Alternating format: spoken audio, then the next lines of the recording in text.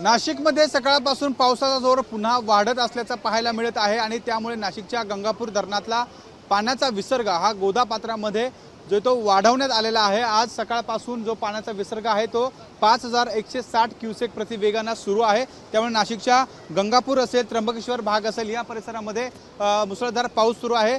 धरणांच्या पाणलोट क्षेत्रामध्ये पावसाचा जोर वाढत असल्यामुळे नाशिकच्या गोदापात्रातली जी पूर परिस्थिती आहे ती वाढत असल्याचं पाहायला मिळत आहे। आपण जर बघितलं तर मी सध्या नाशिकच्या रामकुंड परिसरामध्ये आहे। आपण या संपूर्ण परिसरामध्ये जर बघितलं तर एकूण या ठिकाणी आता पूर परिस्थिती ही वाढत असल्याचं पाहायला मिळत आहे। जे छोटे मोठे मंदिर आहेत ते देखील आता पाण्याखाली जात आहे। एकूण जर आपण बघितलं तर नाशिकच्या रामकुंड परिसरातील जो बाजारपेठांचा परिसर आहे त्या बाजारपेठांच्या परिसरामध्ये देखील या ठिकाणी पुराचे जे पाणी आहे ते शिरण्यास सुरुवात झालेली आहे।